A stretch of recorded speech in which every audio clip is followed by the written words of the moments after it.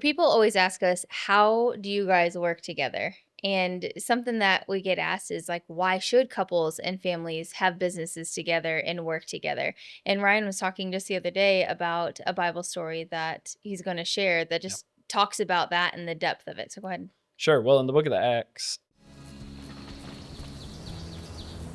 welcome to the Natural Parents Podcast, where we will cover all things faith, health, family, and wealth through a biblical perspective of putting things in life that matter most back into order. We're reminded in Matthew 6:33, where Jesus said, "But seek first the kingdom of God and all of his righteousness, and all of these things will be added unto you." Join us each week as we focus on what truly matters most in this life and passing those values on to the next generation. This is the Natural Parents Podcast with Ryan and Abby Hukin. In the book of Acts, we heard the sermon one time, and that was the first time I'd heard of it, but there's this couple, and it's, I'm going to say it wrong, Priscilla and Aquila. I always try to mess their names up. So Priscilla and Aquila were a couple, and they were tent makers, meaning they were business owners or entrepreneurs, and they actually helped and played an integral role in kind of funding Paul's mission trip to, I think, Corinth and all this kind of stuff. And we heard this sermon one time, and it was just amazing to me. And it for where we were in our life, I hadn't even graduated chiropractic school yet, actually, when we heard it.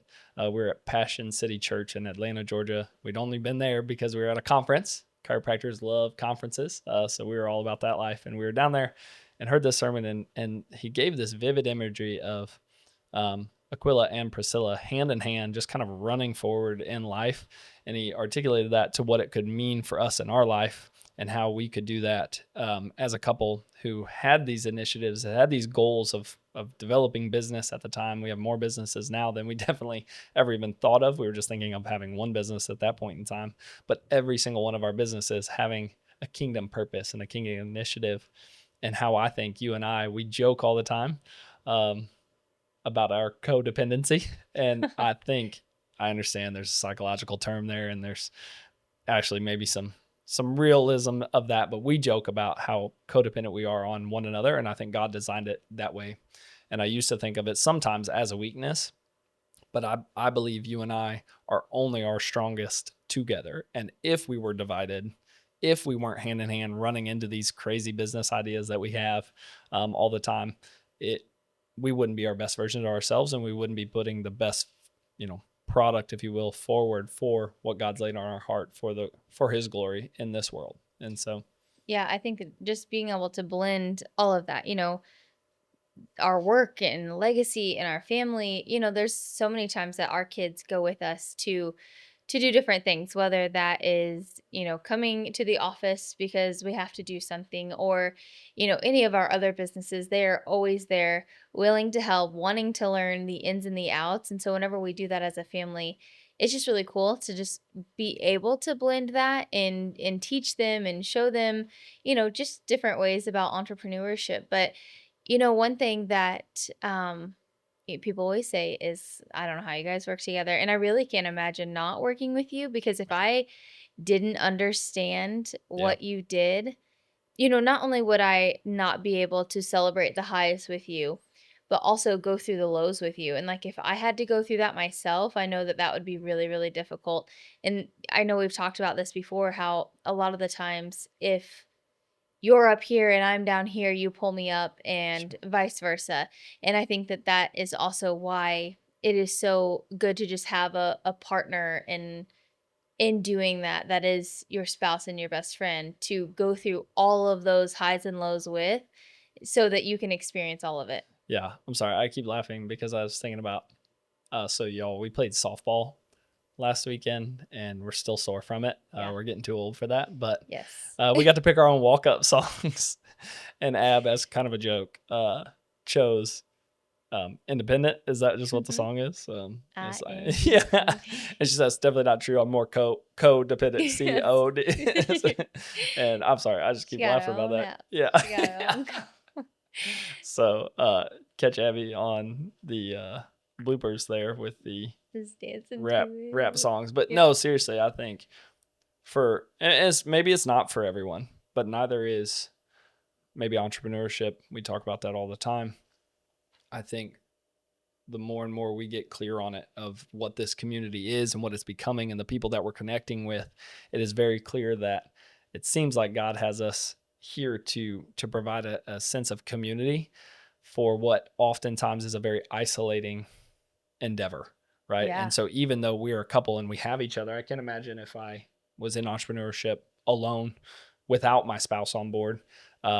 So maybe spouses, if your husband and or wife is feeling the call, take that to note. Like, it is a very isolating thing to do this alone, even as a couple. So Mhm. imagine if they're literally in on it on their own. They might have a business partner or whatever, but people don't get it, right? They don't understand why you would do this, why you would leave that job, why you would take this crazy jump. We've talked about those types of Yeah. concepts, building the boat, or in, this couple's analogy, building the tents. Like, why would you do these things? And it's just, there's no other reason other than it's because it's what God's laid on our heart. Yeah. But sometimes the chatter from the world, the loving people that are speaking to you Yeah. from a place of fear, unfortunately, might be the loudest voice in your spouse's mind, and that becomes daunting at times. And so, like, I am so grateful to have you alongside of me so that we can go through the highs and the lows. If I were in low moments of entrepreneurship or whatever, but without you, that would be excessively difficult. And so, I think, if you guys are like us and you're a couple that's maybe you still, again, have the 9 to 5 job or the steady W-2 job, but you're feeling this pull towards, it's amazing how many people, I mean, we're going back over a month now, back to the expo, how many people we've met that were in that season of life where they're like, I'm feeling this pull, I'm feeling like I should go this direction, but I don't know what that could look like. Joby Martin has an entire sermon series on, it's called The Next Thing. And his whole concept of that, and he's taught it other ways in other places, but he's like, what would you do for the glory of God if you knew you could not fail? Yeah. And then follow up question, like, take a second, pause the video, answer that question. What would you do for God's glory if you knew you wouldn't fail? And then follow up question, why aren't you doing it? Yeah. And somebody asked me that question actually, that I coach with recently. And I said, hey, honestly, we are. Like, this is it. We live this crazy life only because we feel like God is calling us to do it. And some people think, okay, well then that must mean that if I do it, it's just all going to be sunshine and rainbows, right? And yes, risk can mean not when you take risk, you're not always going to succeed right away. And you've probably heard entrepreneurship is just like this, in that there's nothing more true than that. But whenever you take the risk and whenever you do the thing that you feel called to do and it doesn't work out, that doesn't mean all of it doesn't work out. It means that step didn't work out, but it either worked on you or worked for you. Like, there's something that it has done for you to be able to go to the next level. It's kind of like a video game. I You love, know what I yeah, mean? that's a good analogy. And it's like, even whenever you feel like, okay, I really accomplished that, I just think of Mario. I got the star, and yep. And it's like there's still another level, because oftentimes you think, okay, well, whenever I get there, whenever I reach that goal, by the time you reach that goal, you've already got 10 more made. Right. So taking time to celebrate how far you've come, but also just knowing that just because it's a no, or just because it didn't work out the way you thought it was going to, does not mean it's not working out at all. It just is working out differently and better and greater than what you could even imagine. And I think that there's so much weight in that. We were just talking on the way here. Car rides are our favorite thing ever. And so we were just chit-chatting and just talking about different things that were going on in a few different of our businesses, and just how, oh, it feels like a closed door, or this one opened, and just the opportunity that really is there. And when you look for it, you can see it. And if you just choose to find it, you can find it. And so even if you feel like it's been closed door after, there's opportunity, and just like keep looking. And again, just having your spouse in that is so big. And our kids, like, think about it. If you are joining us for the first time since the expo, we are so glad that you are here. It was an amazing weekend. We got so much amazing feedback. Some were asking us to do it twice a year, some were asking when the next one was. It was just all around amazing. Now, if you were there and you missed a speaker that you wanted to hear, or you just want to hear the replay, just go down in our description and you can click the link for our Off of Social Media community group where the replays will be.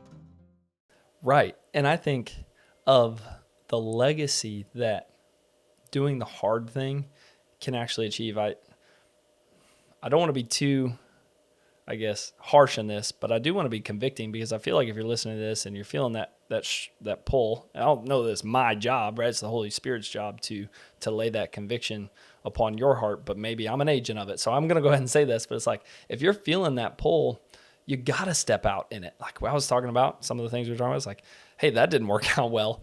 But as much sleep as I lost over that thing, which maybe I shouldn't have been losing sleep because God's in control, it's all okay. But I'm a human and I worry about things working out or whatever. But it's like, oh, that didn't go the way I thought it would. And yeah, I lost some sleep over that, but I would have lost way more sleep and way more respect for myself if I never would have tried. Yeah. And so I appreciate, again, you and couples, spouses who either one or both of you are an entrepreneur. Just keep that in mind.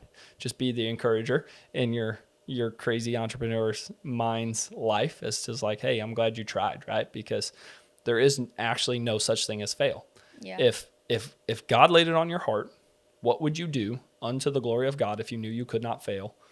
Then failing actually is not an option. Right. If you can answer that question, you say, I would do this. I would go here. I would create that business. I would become this missionary to this place. Like whatever it is, if God's put it on your heart, it's actually impossible for you to fail. Failure and fear of failure is a misnomer that the devil is trying to use to keep you from doing the thing that God needs and wants you to do in this world. I think of all the times where we get, these social injustices and these things that we see where it's like, well, God, why don't you do something? That song says, and I know there's scripture about this, but it's like, he's like, I did. I created you. Mm-hmm. And so you were uniquely made on purpose and for a purpose. And your marriage might be the fulfillment of that purpose, or it might just be the starting catalyst for whatever God has next. Yeah. And so that's my encouragement to you guys that are listening to this. Again, you don't have to go and create a business, start a business. It's not about that. That's a huge thing in Abby and I's life, and we're trying to do everything that we do unto the glory of God so that we can push back against darkness and we can do G-forced, good-forced entrepreneurship that actually funds different missions and does different things to, bring God's kingdom here into, revelation on earth. But I really think it's about the legacy that you could also leave for your children beyond that. Right. The legacy you could leave for humanity beyond that. Don't let the doubt of the enemy, fear you into complacency, I guess is the harsh way I could say that. Yeah, absolutely. And like you said, like leaving that for your kids. And that's why it is so important for it to be a family journey, because your kids can't only see when you succeed. They have to see when you're in trying times, when you're like, okay, pivot, get creative, figure this out. What is the opportunity? Where is this going to go? They have to see that, because then that's how that they know, because there'll always be problems. There's always going to be an obstacle, but like the personal growth that comes from that is so rewarding. But then it also helps you help others and improve and do all of that. And so just letting your kids be able to see a little bit behind the curtain. Yeah. And continue the legacy that you guys all started and built together will be so cool. How fast do your kids see you fail? Yeah. Like how fast can you, again, fail in quotes, because if you're doing what God's laid on your heart, there's no possible way for you to fail. There might be setback, there might be obstacle, there might be challenge to overcome, but it's just setting you up for whatever he has next in store for you. And Jesus is still on the throne. He's 100% in control. So if you step out in faith and it feels like, oh no, God, you gave me this promise and now I'm not seeing it. It's like, look at Joseph in the Bible. Like what the enemy meant for evil, God turned for good. Yeah. So if you're just in a not very good situation right now, New Testament scripture says, he's working all things together for the good of those that love him. If it's not good right now, it's It is, because you're on the journey towards good, and good might come in fulfillment in heaven. That's going to be really, really, really good. But it's okay. Right now, it's impossible for you to fail. So whatever's on your heart, whatever you're supposed to be doing, I just encourage you towards it. And we're just crazy enough to be creating this community for people like you that has a crazy thought that you want to run after. We'll encourage you in it. We'll be your cheerleaders. I promise you, you will not hear me give a negative connotation towards your ideology, because so many people do that to me. Like, if it's really God breathed and you tell me, you lead with that, we might try to poke some holes in it together and work around it, mastermind it, so to speak, kind of like what we're going to be doing at the retreat, right? Talking about getting couples in a room and saying, what are you working on and what are you doing? And this is a safe place to share your crazy idea that you won't get, made fun of for. Like, I have goals and I have thoughts and I have ideas that I share with very few people. Yes. Because if I told it to the wrong person, they'd be like, they would plant those seeds of doubt in me. And it's like, we all need this sense of community around entrepreneurship, around kingdom focused initiatives, mission work, whatever that might be, that it's like, I'm almost embarrassed to tell somebody this. Yeah. But I think I'm supposed to do this. Oh, Yeah. cool. How could we make that happen? Yeah. I don't need 27 reasons of why it won't work. Right. Give me the one that why it does. Yes. Right. And God, 3 letters, Jesus, right? That's enough. That's enough of a reason for me to run headlong after this thing. Yeah, I think you're so right. It's just, like we were talking about, a while ago, it's just like quiet. You don't say anything. Sure. And unless you're in the right room, because there's so many people that aren't going to understand, because it's not their calling to be entrepreneurs or to start something. And so if you feel that call, you have to surround yourself in the right room. And that is something that I will say till I'm blue in the face, is that it matters who you surround yourself with, and it matters who you tell your ideas to. Yeah. So I'm going to share this personal story. I don't think I've shared it publicly. I share it with people in private conversations all the time. But Abby and I went to a mastermind retreat. It was couples focused, and it was this whole concept and idea. And it kind of terrified me to say we were going to do it. I wanted to do it really bad. And I looked over at Abby and I'm like, no way she's going to go for this. And she's like, I think we should go to that. I was like, holy smokes. Okay, we're in. And so we start, this plan. But I knew in the back of my mind that the hesitating thought that I had was like, I don't belong in that room. right. Like, I knew that we were going to be the smallest business in that room. I knew we were going to be probably the lowest net worth in that room. But then at the same time, I was like, holy smokes, that's actually exactly why I need to be in that room. Yeah. And the National Parents Company itself, this podcast, the expo we're doing, the retreats we do, the online community that we're creating for families that want to run after kingdom initiatives, it was born in that room, at that mastermind, in that concept where it was like, so much of me was almost resistant to want to do it, but it was like, oh, we have to. And it's like, I think it gets a bad rap when we start looking at it. And we've talked a lot about this in different episodes and stuff, when we're saying, well, our kids are priority. Yes, priority means priority. That's all it means. It doesn't mean only. It doesn't mean it's the, exclusive. Your children are the only thing you do in a 24-hour day, mom. Like, you're Abby, and God made you Abby. Before he made you mom, he also blessed you with some amazing children. And that's a huge priority. And he wants to make sure that we as a family are stewarding them towards the direction that he would have them go. But he's also put it on our heart to create things. And he made you, especially all the women listening, creative. Like, you are the only co-creators with God. Like, I mean, we get to play a very small role in that, but y'all actually create other human beings, which is crazy. And you guys, that's an amazing piece of your identity, but it's not everything. And so when we're a couple that's running after something that God's laid on our heart to create, He made us for that, and he made you guys listening for that reason, whatever it is. I can't wait to hear what it is. Please tell me what the thing is that God's put on your heart. I promise you have an encourager and a champion in both Abby and I. Yeah. And, you say that about the mastermind or retreat that we went to. Like, it was the best top 5 experiences ever. Right. And just in general, us going to conferences and expos and retreats, so much growth happened, not only for ourselves, like personal, relational, and business.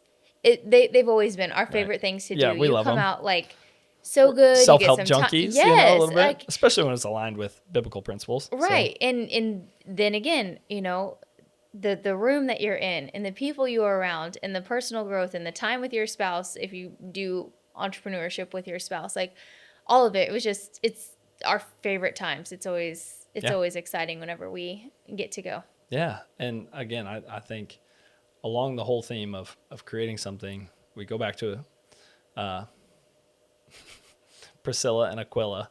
I don't know what I always try to make their names, but it's always different. But um, Aquila and Priscilla, like they had created all of that, and then they were able to host things. They were able to have a home. Had this. I almost looked at it as like, and this is how I think of our home too. God's blessed us with the ability to build a home, and we have this farm and all this cool stuff. And it's like the entire intention behind that the whole time has always been like, what could we do with it? Yeah. What could we do with it? What would we do with it? And that was what they did. And we look at that in the Bible, and it was like this outpost for the early church. And now we have the church. And I actually think, going back to creating something, what if you had the time freedom to be able to host or do or unwind, or, you know what I'm saying? Like all these things, because maybe your business permits you to work from home. Yeah. We talk about entrepreneurship all the time. I love the idea of entrepreneurship over like small business. Small business, I feel like you just wind up, you're working 100-hour weeks, right? Inside of a small business that is so ultimately dependent upon you. When we talk about this, I love talking about and helping couples discern and find like, how could we do this where we increase our time freedom? So now we can even be better at prioritizing our children, but then our home could become this center and this outpost of maybe our local church where we get to host things through it. Yeah. And unto the glory of God. That's one of my favorite phrases. Like one of the favorite things I say is like, we've got this now, and it's for God's glory, whatever comes of it. Yeah. And God, yes, is on the table. You just tell me what question I'm answering. And then it's just like hand in hand, you and me, you guys listening, your couple, your husband, your wife, whatever that looks like for you, running after the thing that God's laid on your heart. Yeah, absolutely. So if this sounds like you, or sounds like just a place that you've thought about going or felt led to go and you didn't know what next steps to take, we hope that you join us in September at the retreat. There is going to be a link in the notes. If you would like to come and join us, we'd love to see you there. From the bottom of our hearts, we want to say thank you for listening. If you enjoyed this podcast, please share it with someone you know and leave a review. By doing so, we're able to grow this community of amazing people just like you and raise a generation of children that know God and do His will on earth. We'll see you next time.